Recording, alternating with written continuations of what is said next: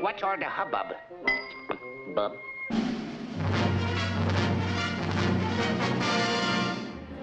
Bugs Bunny captured a certain spirit that the theater-going audiences of that era were probably ready for.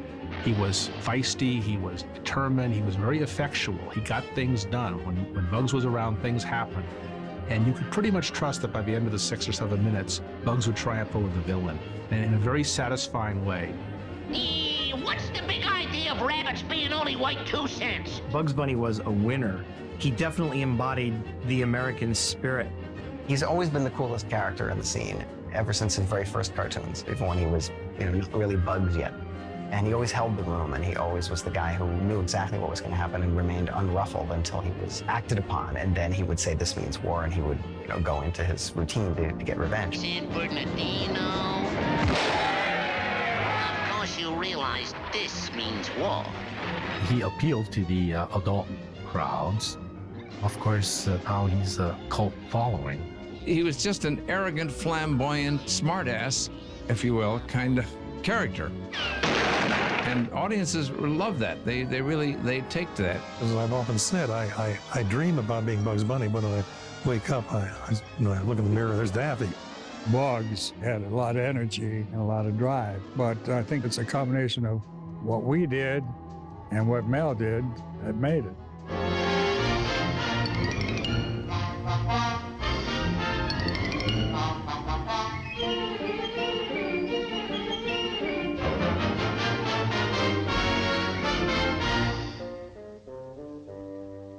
What do you think is the appeal of Bugs Bunny? What makes people really love Bugs Bunny? I wish I knew. I wish I really knew, because I'd do it again. I think really all the characters, even Bugs Bunny, Daffy Duck, Porky Pig, they all really started as one-shots. They didn't set out to design and create what we think of as Bugs Bunny today. They created funny cartoons, and this one was a rabbit hunt picture, and it would have Bugs and Hunter in it, and that kind of thing. And they would hit upon characters and certain personalities that they really liked. They said, "That's a funny idea. We had a lot of fun with that cartoon, got a great reaction to it. Let's do another one." Throughout the 1930s, the boys from Termite Terrace, Leon Schlesinger's low-budget animation studio, were hard at work, unleashing their irreverent imaginations one drawing at a time, hoping to create just another funny 7-minute short. But in 1940, almost by accident, one cartoon came along that would change the world of animation and the world forever. Bugs Bunny evolved from Daffy Duck. The way it happened was Ben Hardaway, who was put on direction at that time, who was called Bugs Hardaway at that time, his nickname was Bugs, wanted to do something like the Daffy Duck, that hoo-hoo character that bounced around on his head and all that, ran around the screen and around the edges of the screen. He said, "Well, I want to do a character like that, but I don't want to do Daffy Duck because that's Clampus, I guess." So he said, "I'll do the same thing, but I'll make him a rabbit." Audiences loved that movie, that cartoon. When they were at the box office, they'd say, "When are we going to see more of that rabbit?" Like the box office had something to do with it. They would get feedback from just trade papers, like Motion Picture Daily and things like that. They would get back to Warner Brothers and say, "They really loved that rabbit. They really laughed at him. Can you make more? We want more." And that's how Bugs lasted so long. And they didn't try to just force them down somebody's throat. Somebody had to like them first. You're sure glad to get rid of that dope. That's what you think. All kinds of fan letters kept coming into the studio about, when are we going to see more of that rabbit? That rabbit is so funny. So they decided, well, let's make another one. He had a crazy rabbit, just as loony as Daffy Duck, just as loony as Daffy Duck. They began to feel that maybe this hunting formula was the thing, the trick. So they started to do a series of rabbit hunting cartoons. Got a hunting license?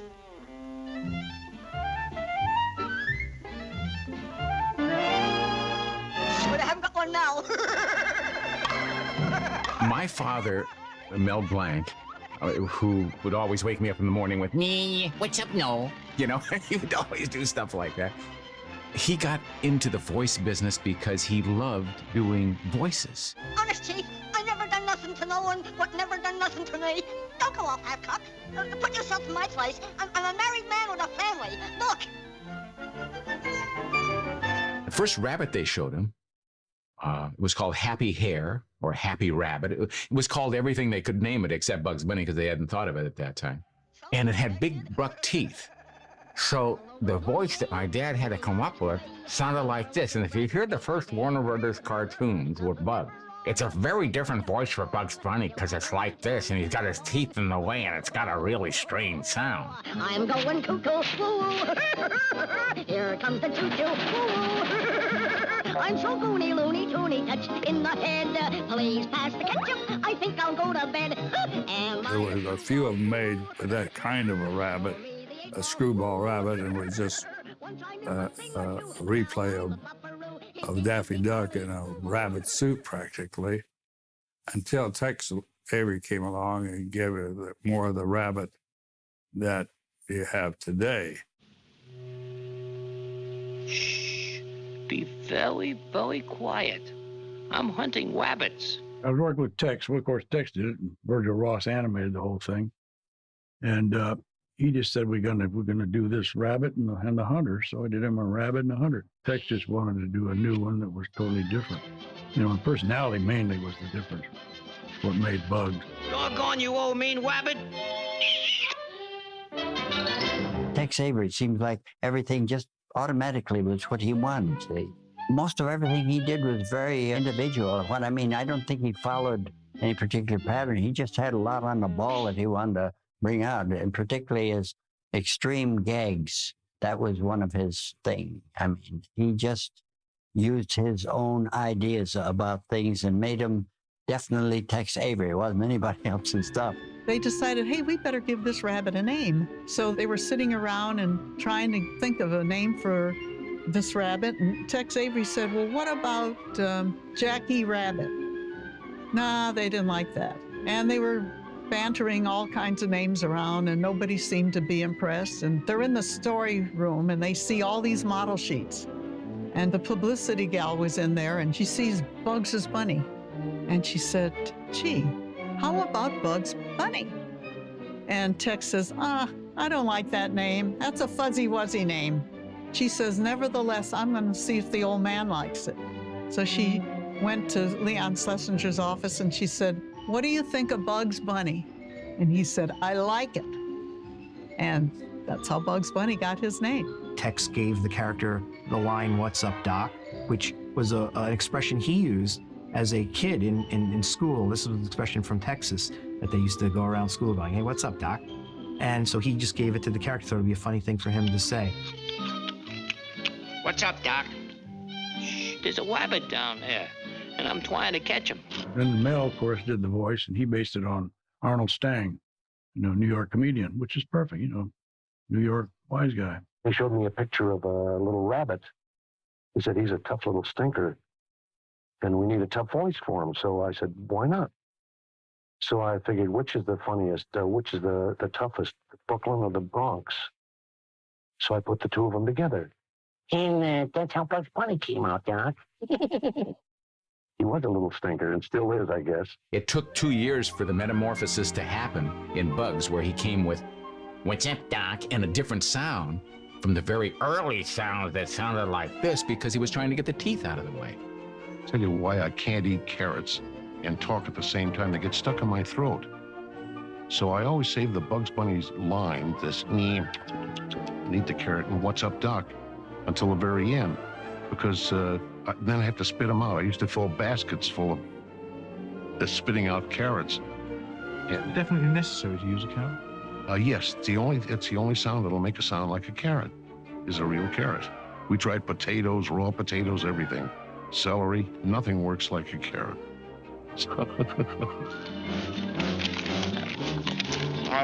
What do you mean, rabbit? Rabbits. With big, long ears. Oh, like these?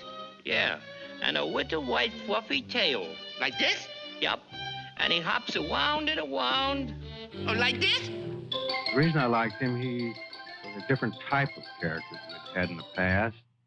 And working with Elmer Fudd, his first line that he ever uttered was, with a little chomp of a carrot, and he says, "What's up, Jack?"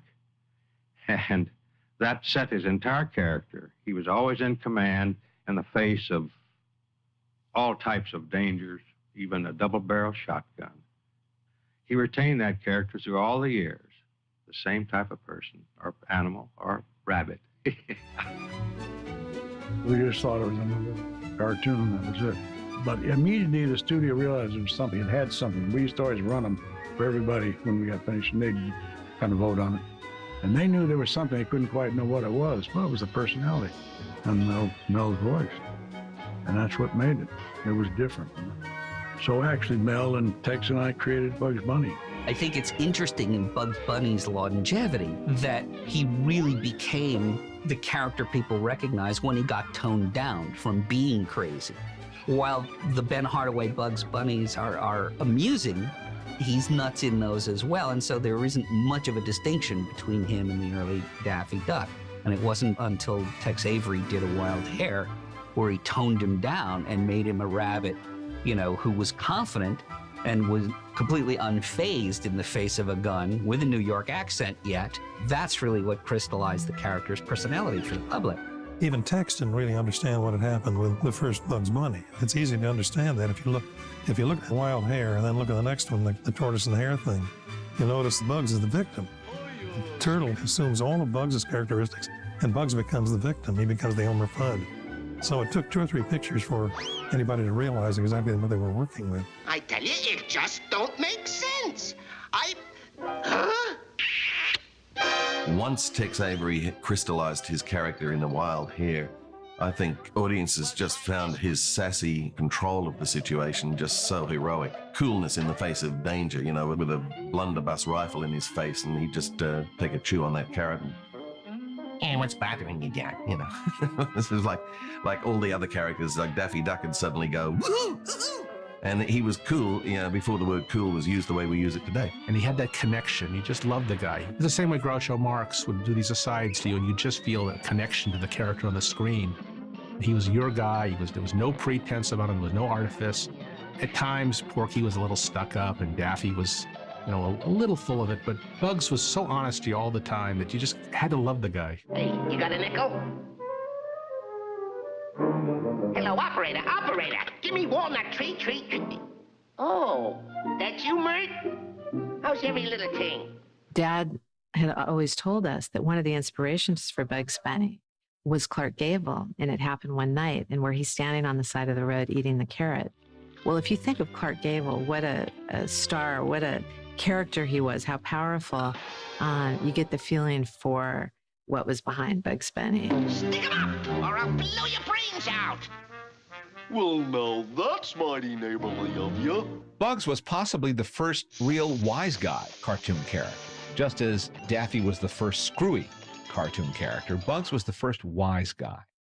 And that was a new idea. He is a cool character. Tex Avery used to use that word. In other words, he's not a hot character, if you know what I mean.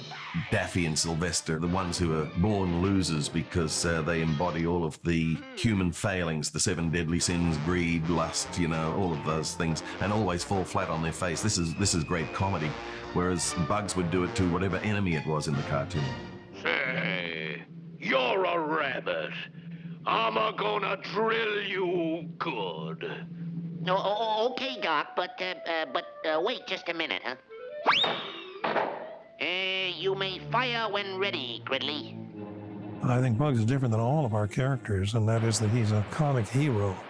Well, nearly all comedians, in our cartoons too, nearly all the characters are comic losers. Elmer Fudd and Yosemite Sam and Daffy Duck, all the rest of them, with the possible exception of Pepe Le Pew and Tweety Bird. Tweety is not an aggressive character at all. Bugs isn't either until he's thwarted, until somebody tries to do him hurt.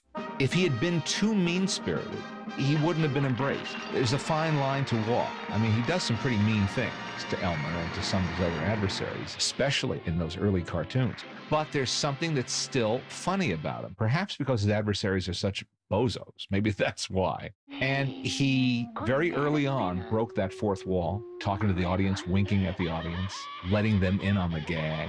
Gruesome, isn't it? That was a pretty novel idea too. Is there a doctor in the house? Is there a doctor in the house? I'm a doctor. What's up, Doc? But as Bugs evolved, he evolved first and foremost as a character and a personality the audience wanted to relate to. Gosh, ain't I a stinker? He didn't evolve as a corporate symbol or as a spokesperson for, for any particular entity. He evolved as a character that we as an audience relate to and love to watch, and we love to laugh at him. I'm sure that the animators and directors of that era, when they started to hear audiences respond to Bugs, thought, oh, that's good, let's try this with him. Oh, that's great, if that worked, let's try this with him. And it's that excitement of saying, I found a new star. I found a young Julia Roberts or a young Tom Cruise or somebody that I can go in and capitalize on and try something with and try him in a new movie, in a new situation with a new character that eventually made Bugs cut through. Now there's a delicious looking rabbit. He was so casual about being a star. All the major cartoon characters from the golden age of movies developed. Mickey, you can see Mickey Mouse develop from one to another, and you can see Bugs develop from one cartoon to another. Same with the other Warner's characters. In Bugs's case, he got more and more casual until it was almost incidental that he was a star, and I think audiences really appreciated that. You had to confront Bugs to get a story out of him, but he was also willing to oblige. Ah, my public, how they love me. Bugs was a star, and audiences couldn't get enough. But his stardom was about to skyrocket as the country was plunged into World War II. America needed a hero, and we found one in that wascally wabbit from New York City.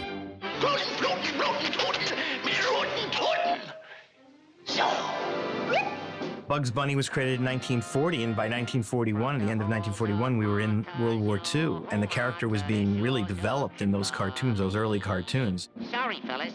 I can't play with you anymore. I got some important work to do. We will. What was great was Bugs was an all-American character. He was practically a kid from Brooklyn. He represented that scrappy feeling that we had at that time to get into the war and win it. Bob Clampett once said, people these days have no concept before the days of television, when the only visual medium was the cinema. What an enormous impact on a giant screen somebody like Bugs Bunny's coolness in the face of an enemy was a phenomenon. And it just remained that way and has remained since. Bugs was always a wiseacre character after Wild Hare, but the war kind of amped everything up. Bugs could do no wrong. They developed Bugs into this hero type because he was a hero. And that's where Bugs became the most popular, was in the 40s period. And he became the most popular cartoon character not only in the 40s, but 50s, 60s, 70s, 80s, 90s into the 21st century. Bugs is still the most popular cartoon character in the world. He's a hero without being Superman or Mighty Mouse because he does it with his brain. And he's a tough guy with a heart of gold. By the 40s, Bugs Bunny was the most popular short subject series in movies. And Disney, which was the leader and had that crown in the 30s, had lost it. And he'd lost it mainly because he had gone into features now, but Warner's was definitely the studio everybody was imitating, including Disney. Now everyone was doing Warner Brothers style humor cartoons, but Warner's was the leader. Nobody was as funny or outrageous as that Wild Hare. And in the hands of his Warner Brothers directors, designers, and animators, his style was evolving. Everyone had their own ideas of how Bugs looked the best. Bugs, in the very beginning, looked a little bit different. In the old Bugs, he was different from, say, the 50s. As the years went by, Bugs matured a little bit in his design. And now, of course, they've copied the same one. Animators, as far as I know, and including me, weren't in on much of anything until they got to our stage where it was all laid out and everything, and then we got the work and explained what do we want to do from this point to this point and hook it up with the other animators. And that's what we did. We all got a copy of what the characters are going to look like, and we tried to keep them looking as near alike so that we all made them approximately the same. We usually could tell the difference of who did what, but I don't think the general public could see.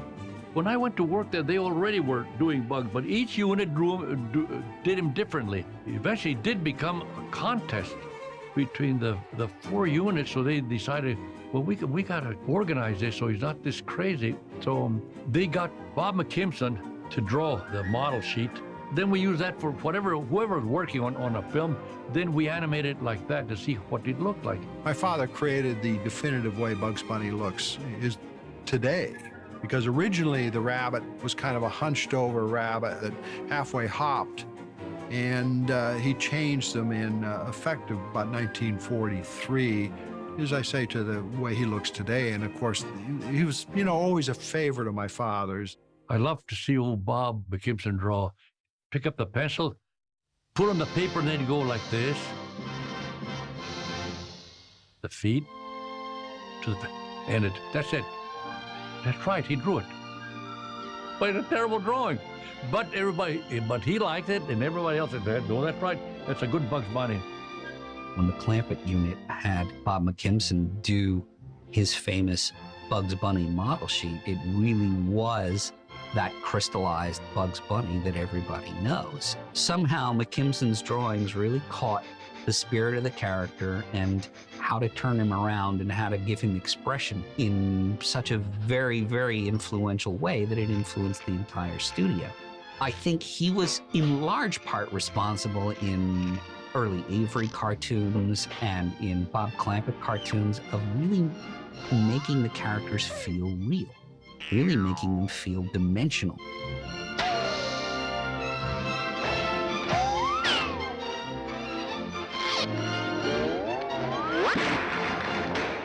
Like we would talk, gee, I love working on Bugs, we'd say. But we haven't done a Bugs for a long time, and I miss it. And so then old Bob Clampett said, well, we're working on one. And he'd come up right away with a story that would satisfy the animators. It's like everything. You know, you work for your group.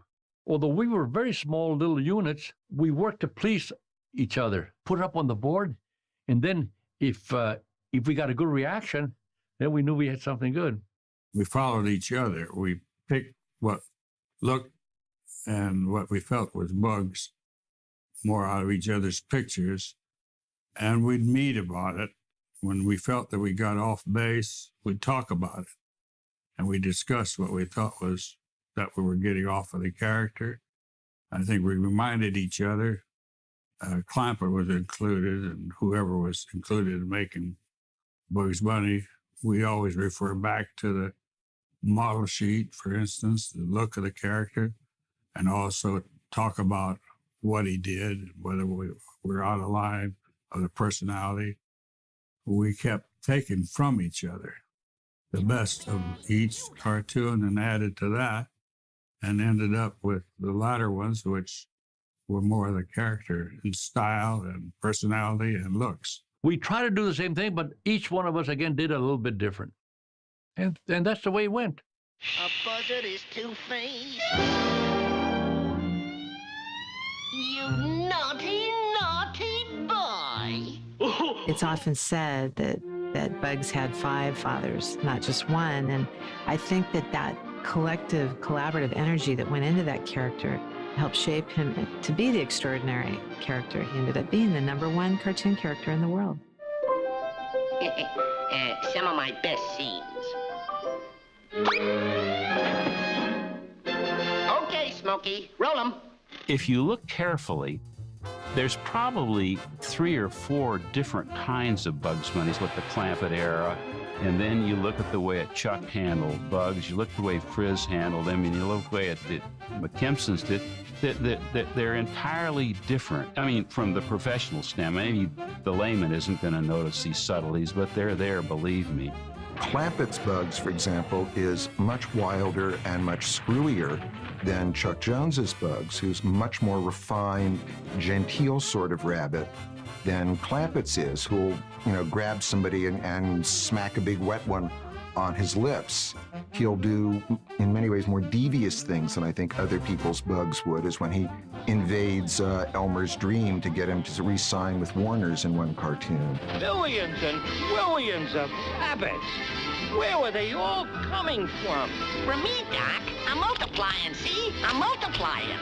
Bugs dressing Elmer up in a wig and long green gown and high-heeled shoes is not something that Chuck Jones or Frizz Freeling or even Tex Avery would have done to Elmer. But in Clampett's particular universe, where pretty much anything can happen, it fits. Back again, eh? Well, if you can't take a hint, I'll have to get tough. And another thing, stop breathing in my cup. McKimson's Bugs was based on the stuff he'd done for Clampett, which was a much more aggressive version of the character. His style was really bold, and he favored big, lummoxy kind of characters. I've seen you before. I never forget a face. But in your case, I'll make an exception. Even his version of Bugs was kind of lummoxy. Bugs was heavier. He had almost a pot belly. His shoulders looked broader. He was a strong-looking character than what Frizz and Chuck did. Their Bugs was more of a timid woodland creature that rebelled, you know? All my films, I tried to have the feeling that he was put upon, that he was minding his own business, and really not interested in being an aggressive character until somebody comes along and tries to do him hurt. And that would apply equally to the Rabbit of Seville or What's Opera Doc or any of the rest of them. I think the reason for that, in my mind, was that Bugs is left alone. If he just went out and bedeviled people without any provocation, he would become a bully, because he's just too damn strong. Oh, for shame! Just look at your fingernails. My, I'll bet you monsters lead interesting lives. I said to my girlfriend just the other day, gee, I'll bet monsters are interesting, I said. The places you must go and the things you must see, my stars. With Bugs, you really have to find out where those tiny weaknesses are in order to make him human. Like in the bullfight picture, he had to make as many knocks. I always tried to have him make a few knocks, because again, in order to maintain sympathy, you better not have him be pure, because nobody's that way. Listen, Playboy, what's the idea of crashing in the middle of the night and disturbing honest rabbit slumber? Of course, over the periods of years, all of us developed a certain persona, but we were sort of kicking him back and forth, playing volleyball with Bugs until it took about 8 years to get where he is now, and he stayed pretty much the same, although Bob always drew him a little differently. Clampett drew him very differently. Bob tended to be a little more physical in the way he got him. But by sending him back and forth, we learned from each other, and then he sort of emerged, as I said, into what I felt was a sort of a combination of quiet living rabbit down in a hole, and somebody comes along and tries to disturb him. I guess mine was more intellectual, which I don't know is good or bad, but at least I like to have him get away, by verbal means. Oh, I get it. Trick or treat. I didn't realize it was Halloween already. Okay, here's some candy for you, and here's your treat. Hey, swell get up you got, kids. Chuck Jones liked gags that made Bugs sound very, very smart. So in Rabbit Hood, for example, Bugs is spouting Britishisms, to the Sheriff of Nottingham. Lo, the king approacheth. The king? Where? There, or yon flowered bank. Your Majesty. It takes some writing to do that, to parody British speech, that was a little stilted and make it funny. And I think Chuck loved those kinds of gags. They also liked gags that referred to things that weren't of the greatest popular culture. What's Opera Doc being an example. I don't know how many people had actually seen an opera that saw What's Opera Doc, but they were pretty sure they knew it was being pilloried. Kill the wabbit, kill the wabbit, kill the wabbit. Kill the wabbit? Chuck was a more sophisticated kind of a guy, and he started educating Bugs. He started using words that the average D's and Do's guys don't even know, but Chuck knew. And he started injecting those into the character itself, and that we've had to pull back from that. Mine and Chuck, that we had to get back to the D's and Do's characters. Frizz's first Bugs Bunny cartoon was Hiawatha's Rabbit Hunt. It was probably the second cartoon where Bugs actually had his New York voice. Hey, what's cooking, Chief? Something smells good. Hey, what are you having for dinner? Rabbit stew. Rabbit? Boy, I sure do love rabbit. Rabbit? And I think Frizz always wanted to keep Bugs New Yorkie, even if he was out in the desert. Man, dig this crazy beach. Must be low tide. Chuck had that cute touch to his Bugs Bunnies, Frizz's Bugs I found very, very humorous. I dashed you to step across this line. I'm a steppin'. I hate you. It was funny because at the end of my 6 years with Chuck, and when I segued over to Frizz's unit to work on his bugs, he came to me and says, remember, you came from Chuck's unit. We don't do bugs the way Chuck does. So I had to get Frizz's Bugs Bunny model sheets and learn bugs all over.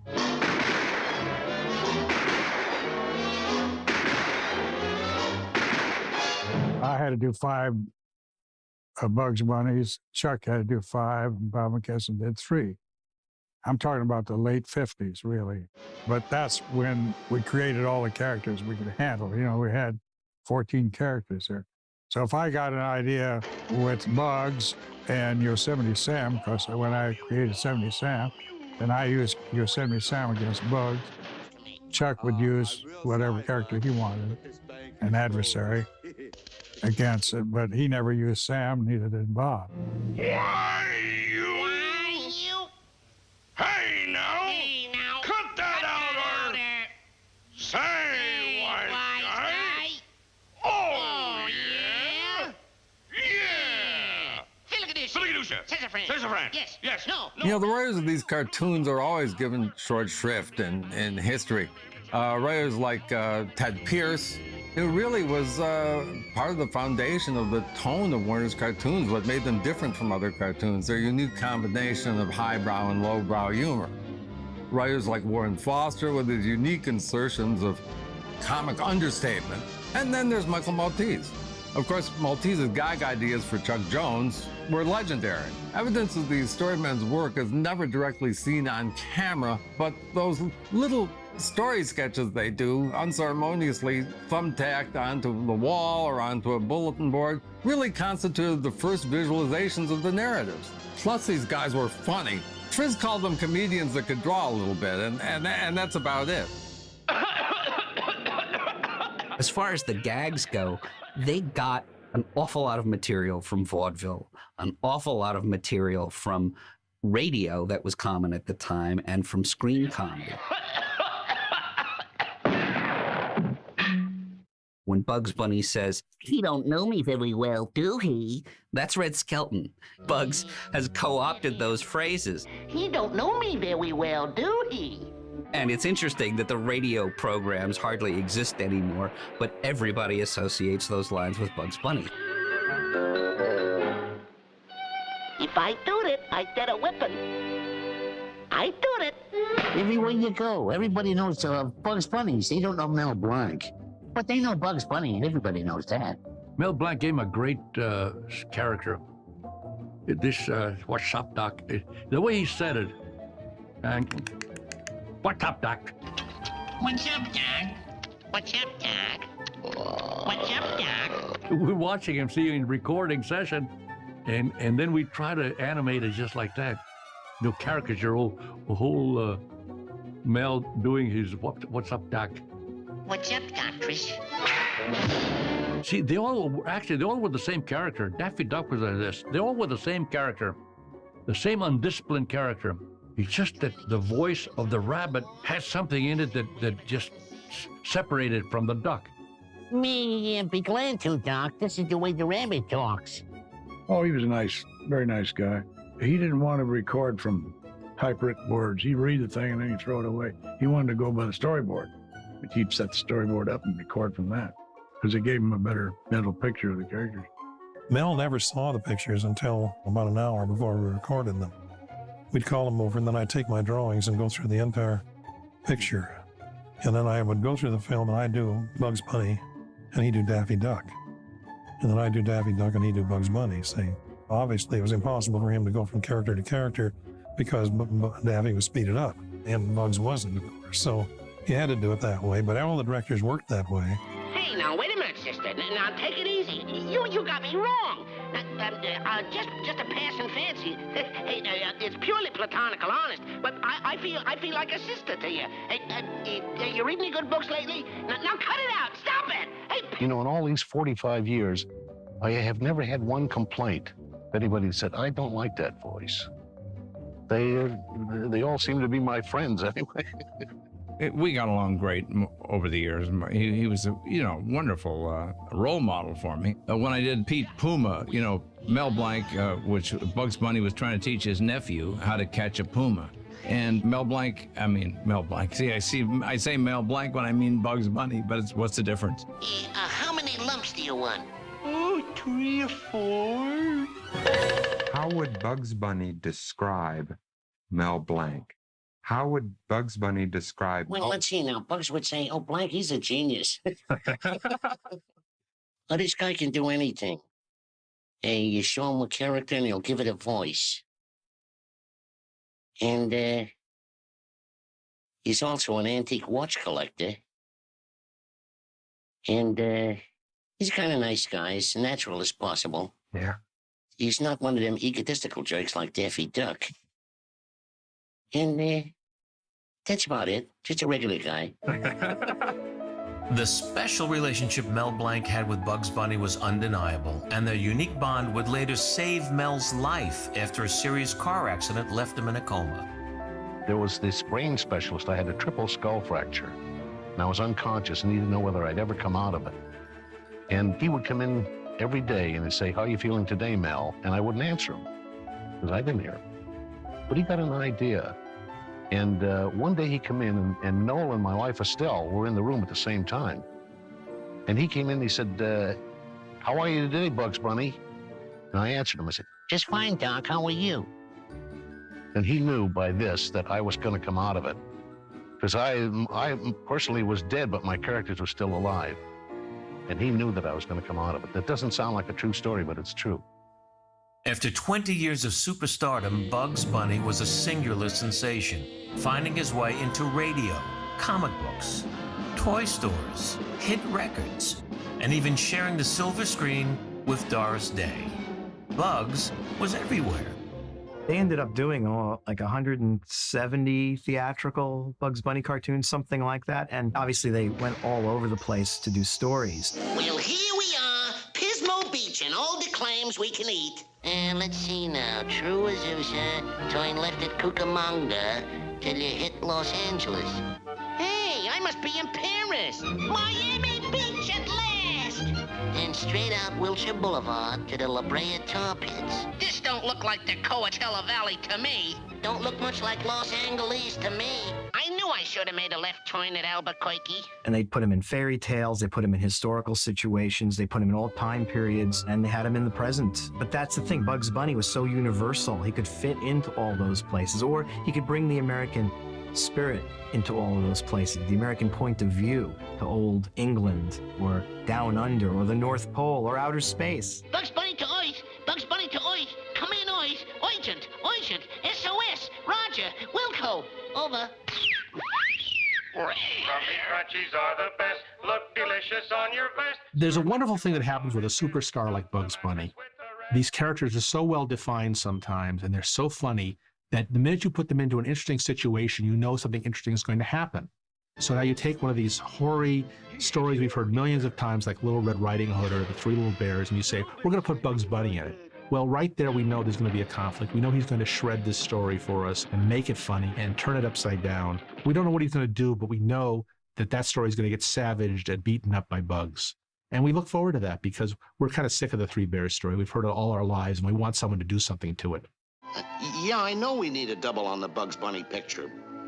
But where can I get anyone stupid enough to take the job? Okay, boss, hang up. A star is born, and that star is me. I'll call you right back. Bugs had outwitted and outsmarted Elmer Fudd, Yosemite Sam, the Tasmanian Devil, and even Marvin the Martian. But his favorite partner in comedy had to be that hard-luck duck, Daffy. By the 1950s, Chuck Jones had modified the personality of Daffy Duck into this egotistical foil character and had done some solo cartoons with Daffy in this new persona. It was moving away from that wacky woohoo personality that he had originally. Goodbye, Rabbit. You're gonna be a falling star.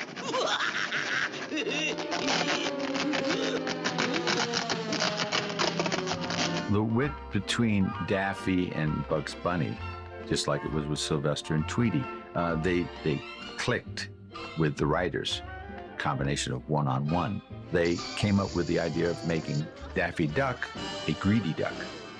He was always out for the easy buck. Bugs Bunny then became a straight man. He was the cool, relaxed guy, nothing fazed him. I'm sick of people taking bows for my talent.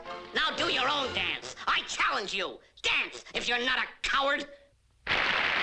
It just happened that Mike Maltese came up with a funny gag with Bugs Bunny and Daffy Duck, and it was successful. And then maybe another cartoon later, Mike Maltese resurrected it and say, hey, why don't we go back and do something similar? What they did was they put Daffy into the mix with Bugs and Elmer, and it was really a great winning combination because you had Bugs versus Elmer versus Daffy, all of them out for themselves.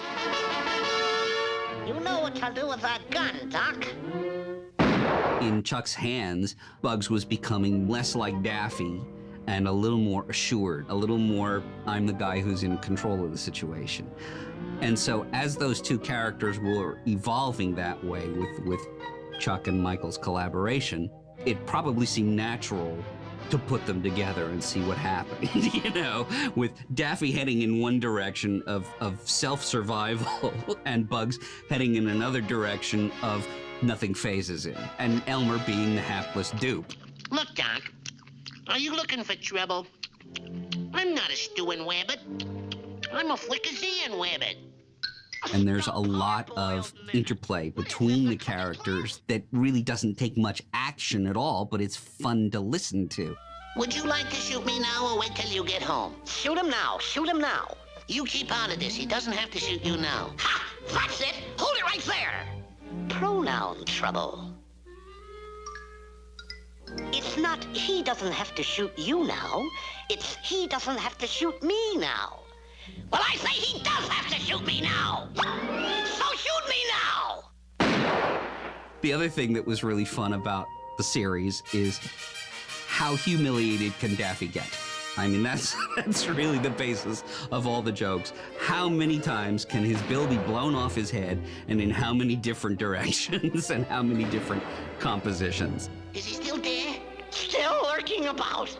It really set the tone for how people recognize the characters now. What? That rabbit's name over mine?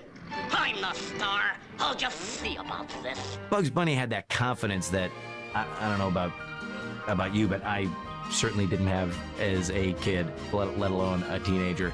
Chuck Jones always said something to the effect that, you know, Bugs Bunny was who he wanted to be and Daffy Duck was who he was. And that's very true. I mean, Daffy isn't stupider than Bugs, but his lack of confidence and his jealousy and hatred of Bugs Bunny's confidence makes him shoot himself in the foot every time. Oh, no, you stupid rabbit! Like this! No, I'm too young to die.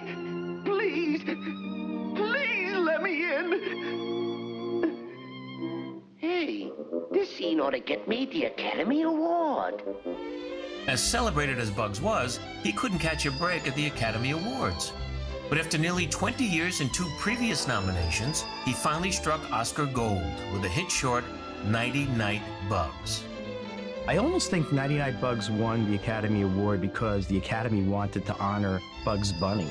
Bugs Bunny hadn't won an Oscar. Warner Brothers cartoons have won Oscars, Tweety, Speedy Gonzales, Pepe Le Pew. But Bugs Bunny, their biggest star, had never won one, and they submitted a cartoon in 1957, Nighty Night Bugs, which was a very funny cartoon with Yosemite Sam as the knight. And I think the Academy just said, Bugs Bunny is a classic. We have to honor it.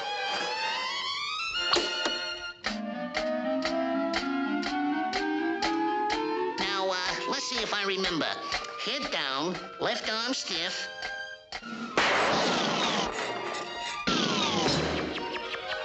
When Frisk got the Oscar for 99 Bugs, he had all of us take a picture with the Oscar. He hired a professional photographer so he could do this. And we all stood there with our Oscar. And that's when I found out that they're heavy. Bugs was on top of the world.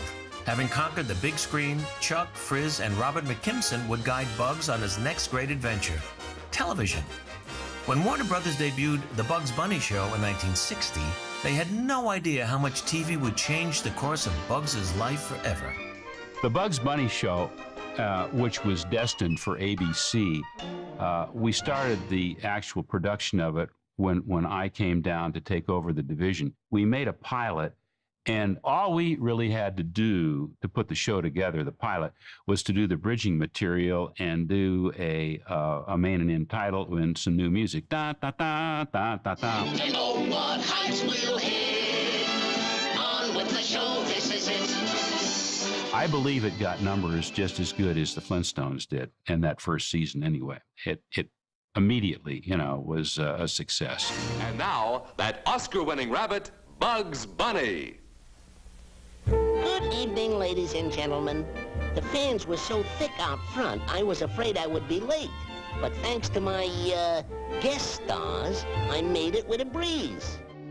With theatrical cartoons losing their popularity, Warner Brothers finally closed Termite Terrace in 1962, freeing Chuck Jones and Frizz Freeling to start their own independent animation companies.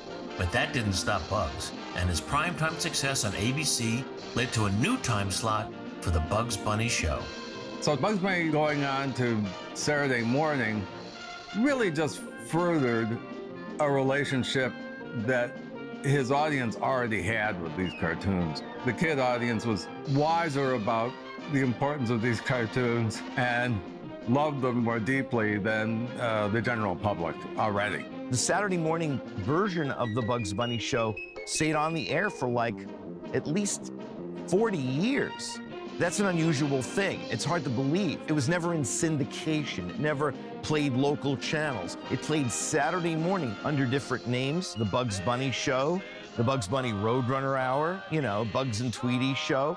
Did it change things? Yeah. It made a whole bunch of us love Bugs Bunny. Songs. It's pronounced Saint Sains. The musical number we are performing tonight is The Carnival of the Animals by Camille Saint-Saëns. Chuck Jones and Frizz Freeling actually returned to Warner Brothers to work on these characters and work on more films in the late 70s into the early 80s, making compilation feature films, special cartoons for TV. What's up, Duke? It's interesting how Chuck and Frizz both had a sort of longing to get back to the Warner's universe, even though they were removed themselves. Their hearts stayed, both Chuck and Frizz's hearts stayed with the Warner's work. I mean, they really did. I think they both thought they did their best work at Warner Brothers. I think they sincerely believed that, and of course they were right. That was a real highlight. And they made movies and TV specials and great new shorts, paving the way for a whole new generation of artists and animators and voice actors, directors. They love Bugs Bunny. They love the Looney Tunes. What's up, Doc? Well, Bugs, we're announcing the nominees for Best Achievement in an Animated Short Film. Well, I thought I was going to present the award for Best Actress. Well, look, Bugs, people expect a guy like you to give out this kind of award, so let's just defer to the Academy. Well, all right. It's going to be a long night. Bugs found two of his biggest fans in producer Steven Spielberg and director Robert Zemeckis. And when they made their groundbreaking animated feature, Disney's Who Framed Roger Rabbit, they invited him to share the screen with his crosstown rival, Mickey Mouse. It was the last time Mel Blanc voiced Bugs at the movies. There was one wonderful day when we went to Beverly Hills and visited Mel Blanc's house. And his son Noel answered the door, and we went in his beautiful home.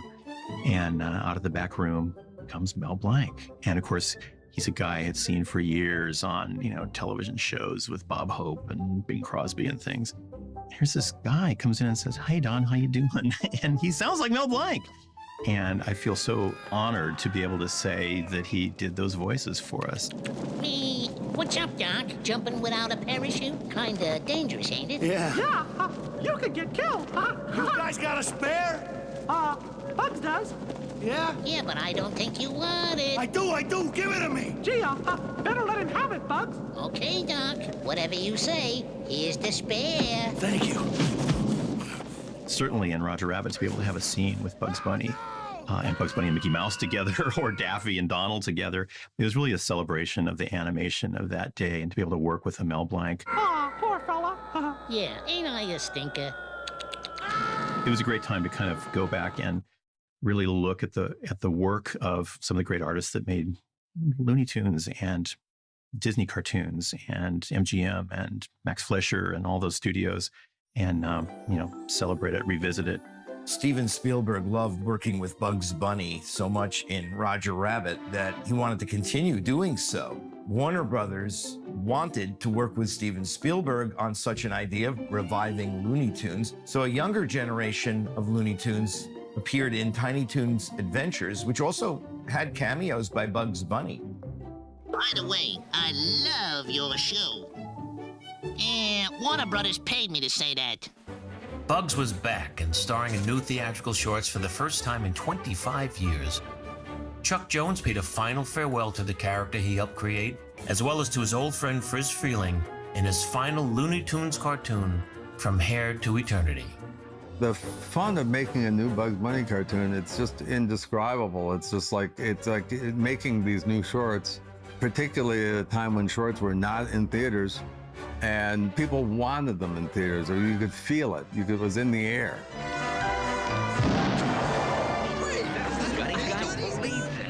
For shame, Doc. Using live ammunition on a movie set. Well, I thought it would be a great big birthday surprise if after 51 and a half years of trying, I finally blasted you. Bugs was on every channel. Bugs was in the movie theaters.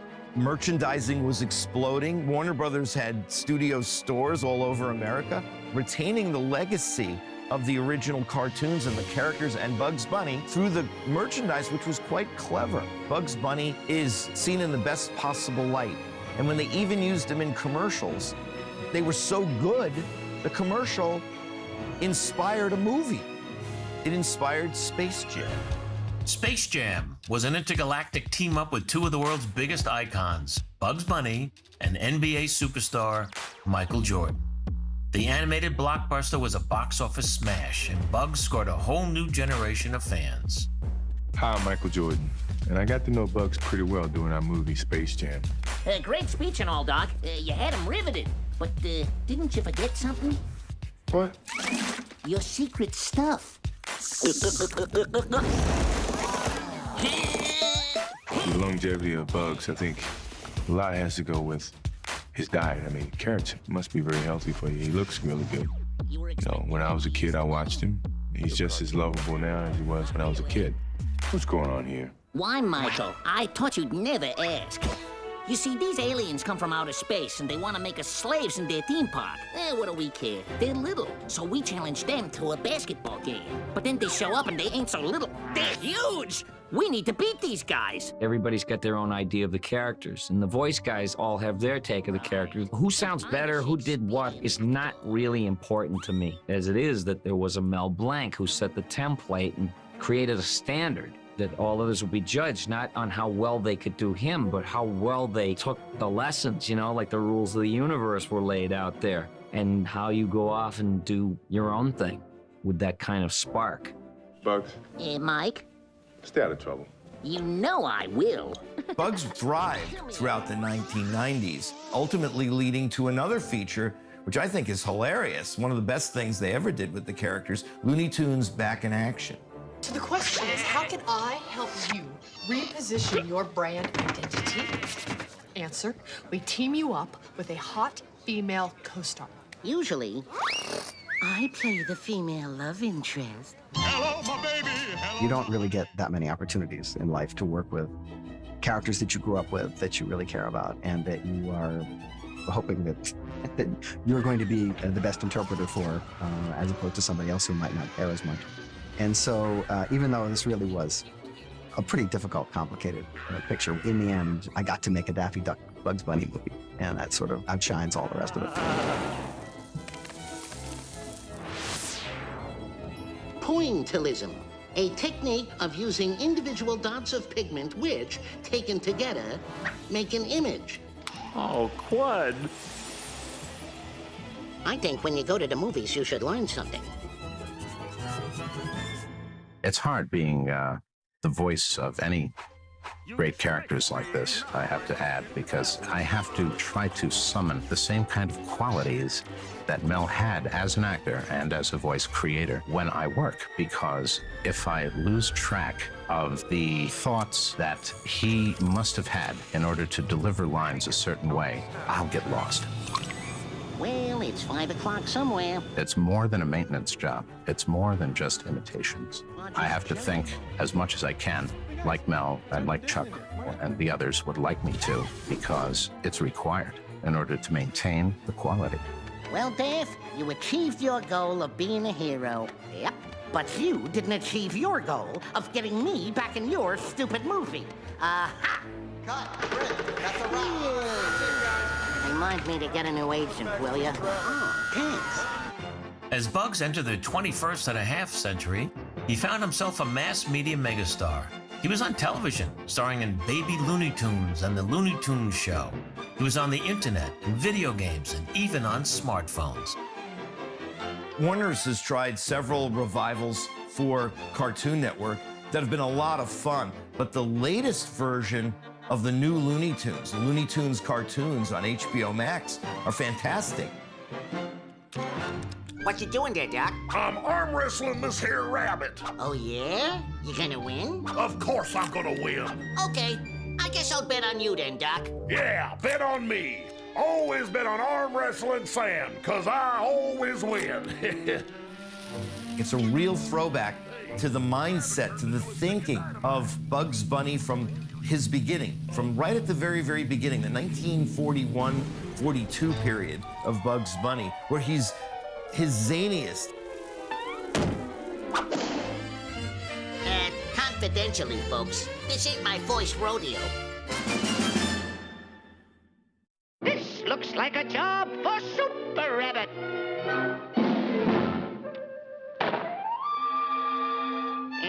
Whoop, pardon me, wrong costume.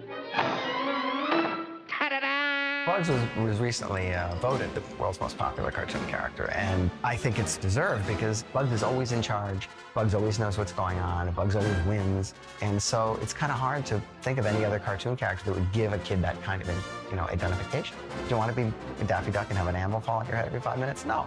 But Bugs almost never has an animal fall on his head because he's too smart. You know, I'm so smart sometimes it almost frightens me. So the trick is to be the smartest cartoon character in the room, and I think that's what Bugs has always been. It's like I always said, there's no such thing as just sitting down and making a great character. It doesn't happen. It does happen when you're not trying, Nobody ever figured out Bugs, just another cartoon. This looks like a job for the Masked Avenger. But since he ain't around, I guess I'll have to take care of it myself. #1 character in the 20th century.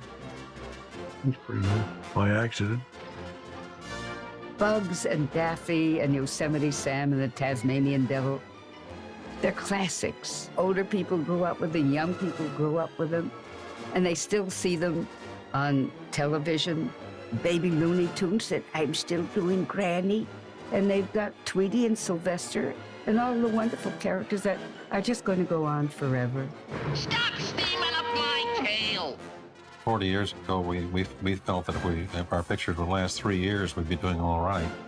And to have them alive and that people consider them and like them at this time, I say it's absurd because they certainly can't expect anything like that. As Frizz says, it's wonderful and completely unexpected. I think Bugs Bunny, with Mel's voice and the animation and the situations we put him in, were successful. Why? I can't explain why. If I could analyze it, I'd do it again. I can't analyze what makes him successful. From A Wild Hare to What's Opera Doc to Space Jam: A New Legacy with a little chomp of a carrot and a simple what's up, Doc? Part Brooklyn, part Bronx, like me. Always cool and always in command, he's the tough little stinker and comic hero we all dream about being. Bugs Bunny is the greatest cartoon character of all time. Me. What's up, Doc?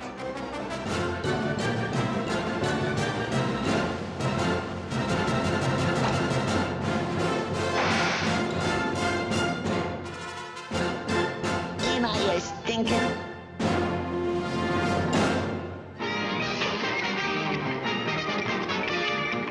And that's the end. Return, my love. A longing burns deep inside me. Return, my love. I want you always beside me. Love like ours must be made for you and for me. Return, won't you return, my love? For my love is yours. Ah, well, we almost had a romantic ending.